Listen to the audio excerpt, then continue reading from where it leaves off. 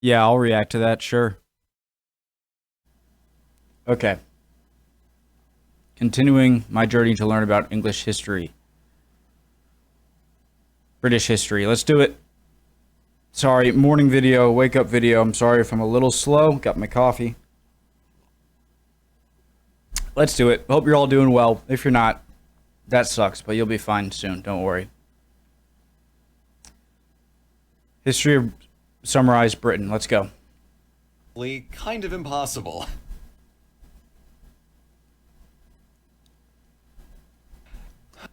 Oh boy. Here we go. British history is famously kind of impossible.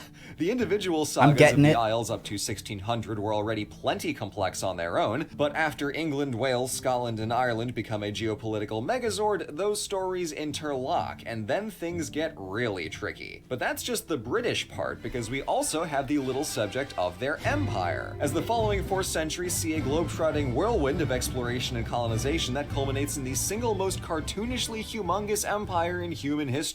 So in a noble but fundamentally doomed attempt to recount the interwoven stories of Britain and her empire, let's do some history.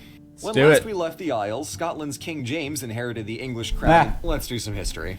When last we left the Isles, Scotland's King James inherited the English crown in 1603 and luckily avoided being exploderized by the diabolical John Johnson and his fellow gunpowder junkies. Their plan was certainly extreme and their idiocy was correspondingly immense, but their religiously motivated discontent was broadly— Isn't there a holiday for that now? Reflective of the public's mood. The Protestant Reformation took various shapes across Europe, and this very recently, albeit loosely unified Britain was running the full spectrum. Ireland was still majority Catholic, Scotland was Presbyterian Protestant, and England was a right mix. The Anglican Church was firmly Protestant, but maintained Catholic-style ceremonies. So what is Presbyterian? I feel like I should know that. And administration. This sat poorly with England's Catholic and nonconformist Protestant minorities, as well as almost all Scots and Irish. A century earlier, this wouldn't have been a problem, but now that Ireland, Scotland, and England were ruled by the same king, they needed to play nice. And none of them wanted to. Add to this tension that the king and parliament were now openly antagonistic, as in 1629, King Charles dismissed parliament entirely for 11 years, and when he begrudgingly brought them back to raise taxes to finance a war against Scottish Protestants, Parliament allied with the Scots against the king, defeated him in war in 1646, and executed him on charges of treason in 49. Parliament then abolished the monarchy, and for the next decade they governed the Isles as a republic. Catholic Ireland disliked the fiercely Protestant English government, and the Scots were understandably upset to hear that the English Parliament had murdered their Scottish king. So another round of war ensued. Scotland was straightforwardly beaten into submission, but Ireland was devastated, with between 10 and 25% of the population killed and all but Connaught fully confiscated by England. And this was not the first— I just want to say,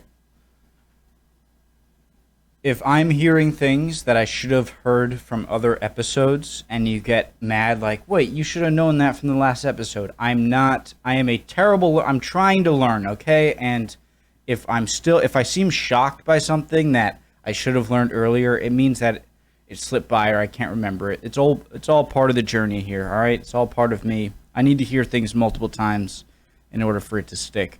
Conquest, as King James sent British colonists to Northern Ireland to establish the Ulster plantations in 1609. By the late 1600s, Ireland was blatantly treated as a colony. Not Protestant, not Britain, very exploitable. And we see that same logic applied to the Virginia colony in 1607 and other New World endeavors thereafter. Back in Britain, Lord Protector Cromwell died in 1658, and in his absence, the Republic started floundering. So here's a swerve for you. They asked the king to come back. In 1660, the Stuarts returned, but they wouldn't stay for long because King James II was, super Catholic. So in 1688, Parliament swerved yet again by extending an invitation to the King's Anglican daughter Mary and her very Protestant husband Prince William of Orange to, throw a coup.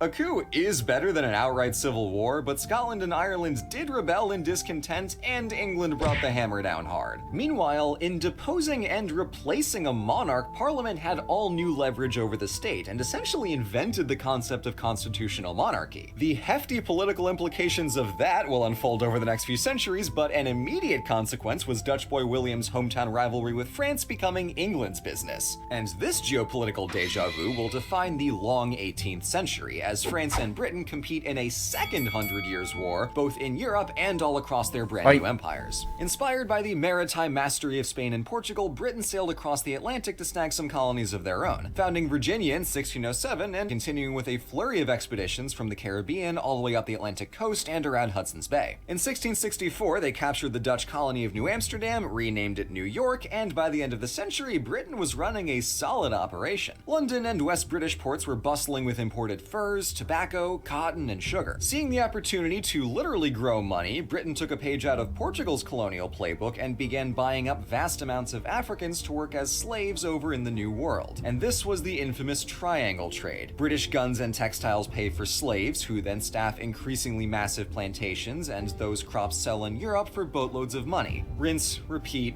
buy more slaves. Africans were treated as little more than the raw materials of empire, overworked, given nothing, and brutally abused. A fifth would die crossing the Atlantic, and the average life expectancy upon I know, slavery has been around for a long time, but serfdom, but I'm not, if anyone could clarify this, had it ever been this brutal?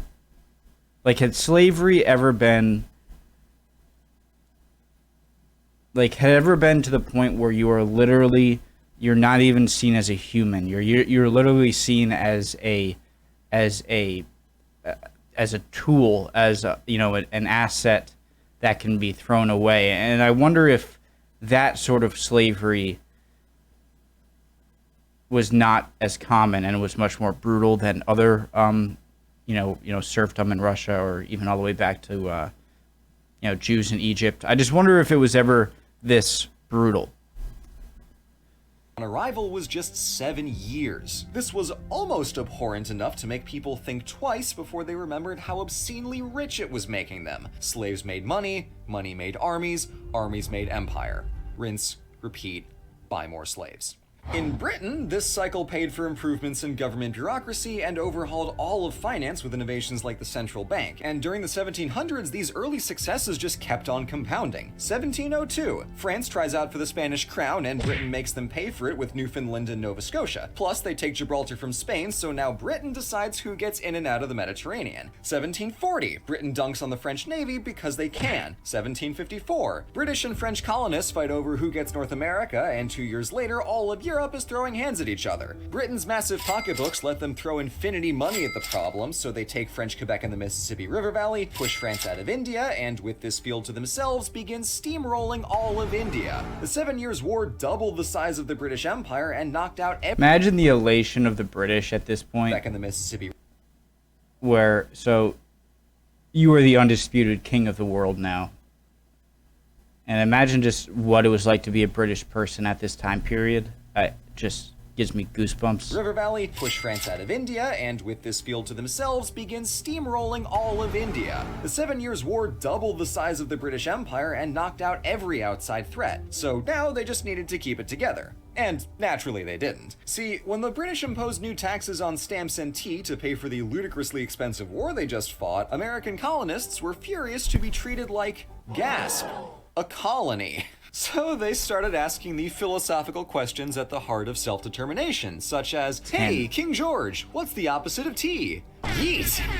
Worse yet, France was egging them on, and then they got ideas. Of course, the French Revolution is a philosophical and political doozy all on its own, but what matters for us is that France threw down the gauntlet with basically everyone and conquered nearly all of mainland Europe. Yeah. Britain withstood a continental trade embargo and even blocked an attempted invasion, but their greatest weapon was Napoleon's own hubris, as his empire evaporated in 1815 and the Second Hundred Years' Vive War l'Empire! was firmly in the books.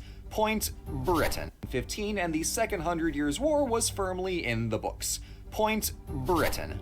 While the empire was gearing up to become the master of the world, Britain still needed to be the master of itself, and that was a tricky prospect. After the Revolution of 1688, Catholic and pro-Stuart uprisings in Ireland and later in Scotland threatened to untie the delicate knot that kept the kingdoms together. So England solved the issue by two means: legal mechanisms and violence. In 1707, England formally unified with Scotland to create the Kingdom of Great Britain, and again in 1800 to create the United Kingdom of Great Britain and Ireland. What was once a complex web of personal unions and technically independent states were now just the same kingdom. Nice and easy. This was enforced forcefully as a slew of penal laws in Ireland systematically deprived Catholics of property, religious freedom, and political rights. These laws were repealed in the late 1700s and early 1800s. That's my homework for today. I have to learn what a Presbyterian is. Religious freedom and political rights. These laws were repealed in the late 1700s and early 1800s, but as we see with the unchecked devastation of the Obviously, I know it's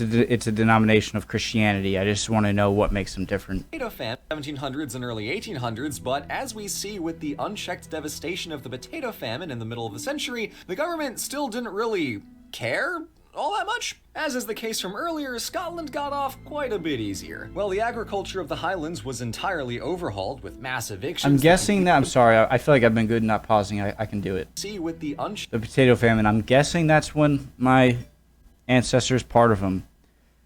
Again, I've said this a bunch of times. I believe this is the rundown, okay? Me, come from people who came from Ireland, England, and France. I believe I am equal parts Irish and English, and then the rest French, but if that doesn't make sense, then I'm 50%. That's the makeup. Mostly Irish, English, and a little French. Checked devastation of the potato famine. Not that any of you cared. The government's but and political rights. These laws were repealed in the late 1700s and early 1800s, but as we see with the unchecked devastation of the potato famine in the middle of the century, the government still didn't really care all that much. As is the case from earlier, Scotland got off quite a bit easier. Well, the agriculture of the Highlands was entirely overhauled with mass evictions, the complete disassembling of the clan system, and a little titch of cultural erasure. The cities in the south had a grand old... Ooh. I love that. I want that painting, and I'll hang it up. Time, as Edinburgh was the brains of the empire and Glasgow's ships were the heart of Britain's maritime power. And speaking of power, the turn of the century brought the Industrial Revolution, which gave Britain the tools and the technologies to single-handedly dunk on the entire rest of the planet. The advent of mechanized industry and steam power changed the lives of everyday Newport, Britons. right over, Newport is like 15 minutes that way. Newport, Rhode Island. We're pretty good at building ships, too, at this time, I believe, or a little bit later. Industrial Revolution, which gave Britain the tools and the technologies to single-handedly dunk on the entire rest of the planet. The advent of mechanized industry and steam power changed the lives of everyday Britons by bringing them affordable consumer goods while cramming them into cities and, in the case of the poor, factories. But that, in turn, made Britain the manufacturer to the world and, increasingly, its owner. With cool new gizmos like steamships, Britain could hold a network of colonies no matter how far they were. To reach the vast riches of India, British sailors could pass along Sierra Leone, I'm begging you guys. I'm begging you at this point. And I'm sorry if you've already posted something that is a good example and I didn't see it, but I've been trying to look on Google and everything. I really want to look. I mean this so much. Not in terms of, I wouldn't react to it probably, maybe, but I am so curious in the evolution of shipbuilding, okay? So just like from if you guys have like a documentary maybe, link it to me please, just how people went from a canoe to a warship, or just, even if not that broad, just how maybe just like 18th century British shipbuilding or a little bit before that, how they designed the hull, how they when they figured out masts were a big thing, when they figured out, you know, wind power and all of the rigging. I mean, they didn't, no one just, the thing I love when I look at a ship like this is the fact that it just seems like every little thing, it's obvious that everything, it wasn't built overnight. It was these constant little changes and engineering breakthroughs that made him like, oh, this rope here. And just, I'm truly so fascinated about that, and I want to learn more. If any of you have a documentary or a website, I would love to look at it. Thanks.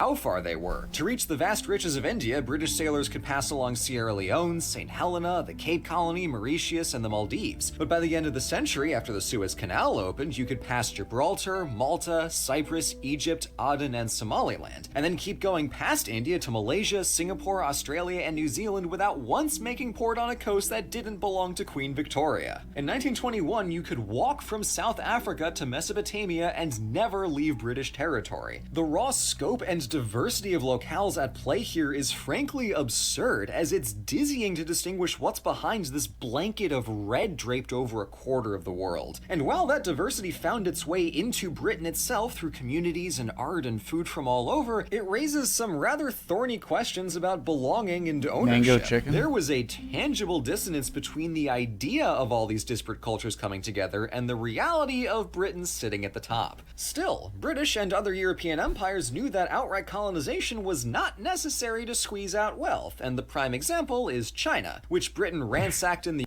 top. Still, British and other European empires knew that outright colonization was not necessary to squeeze out wealth, and the prime example is Just get them hooked on drugs. That's all. China, which Britain ransacked in the Opium Wars to get better trading rights and a tiny little island called Hong Kong. Because why bother? I'm going to say something so controversial, and I love it. So nothing about if I'm China, okay, and listen to me, I'm not saying that my position today is whatever's happening in Hong Kong. That's not what I'm talking about. Freedom of speech and human rights and all that. If you want, that's not what I'm talking here debating. What I'm saying is, if I got a treaty, and let me know if I'm wrong, if I sound more assertive than I should be, that if I got hooked on, my country got hooked on drugs, and then this colony got here, and then we had an agreement in 1992 or 1999 or whatever, to me, I'd be like, the hell with that agreement. You know what I mean? Like, why would I follow an agreement that started with you taking the area? Maybe I'm wrong, okay? I'm no... Let me know if I'm wrong here, but it just seems like, why should I honor any treaty about a island or whatever that was taken through this means? Colonizing all of China, I'm afraid I might have just poked a hornet's nest. Whatever and wherever you want. Of course, keeping these far-flung territories safe from other prying empires produced a cycle of take it now so no one else can, leading the Europeans to carve up all of Africa in just 20 years. As we know, it wasn't long before they pointed those carving knives at each other, and so the world wars happen. Yes, they're very important, we're not getting into it. What matters to Britain is that although it did win both wars, it lost heavily in that process. Despite scoring some prizes from the losing empires along the way, it became clear that these colonies, which fought so hard for the British cause and were sometimes in the theaters of war themselves, needed the big reward. Much of the British public was for this, as the wheels of national sovereignty had been turning since Canada, Australia, New Zealand, and South Africa became self-governing dominions around the turn of the century, and the Republic of Ireland gained independence in 1922. But after the Second World War, those ideas were finally trickling out to the other... Wasn't it the conditions of the U.S. entering the war on Britain's side is that Britain had to give up a lot of its overseas territories? Colonies. So over the next few decades, the empire dismantled itself, mostly non-militarily, but very irresponsibly. As a rule, Britain didn't care where they drew the borders, nor how bad of a mess they left behind. Exhibit A, India. This continued through the 1900s and culminated, somewhat tragically, with the handover of Hong Kong to China in 1997. Built from the ground up in the span of a century and a half, Hong Kong had an international identity and a true blend of cultures that, despite centuries of lofty ambitions, no other colony had ever achieved. Far be it from me, of all people, to bemoan the death of the British Empire, but I will mourn Hong Kong. Meanwhile, in the closing hours of the century, the United Kingdom allowed Scotland, Wales, and Northern Ireland to form their own parliaments and govern themselves more directly. What that means for the future of Britain? We're not there yet. And that, is the history of the British Empire. What it all meant and what we should take away from it are the subjects of vigorous academic and public debate. I can go on and on from my comfy top-down perspective, but the consequences of this history play out in the lives of billions of people. I want to talk about it. Okay. So, in terms of, so we pointed out something that I can see some truth in, but also I have a point that I want to say after. But So the dissolution of the British Empire and the hasty nature of it might have left vacuums that made those areas very unstable. But the problem I have with that, my question to people is that, no doubt that's true, but wouldn't that assume that every place that was taken over was perfectly stable before then? Don't you know what I mean? I don't want to say like that's a cop-out. I'm not sure. I take that back. I don't know enough to even bring up that question. But just how getting rid of the British Empire in these giant areas so swiftly just kind of reminds me of kind of the stuff America's been doing with Iraq and Afghanistan, and that like you go in and you take all this stuff and then you try to wipe your hands and just leave and everything falls into chaos, and it's like, what did you expect? Anyways. Top-down perspective, but the consequences of this history play out in the lives of billions of people in the Isles and around the world. It's constitutional government, industrialization, global networks, bitter post-colonial... Oh, that's a cool map. Constitutional government, industrialization, global... I like it. I like that map.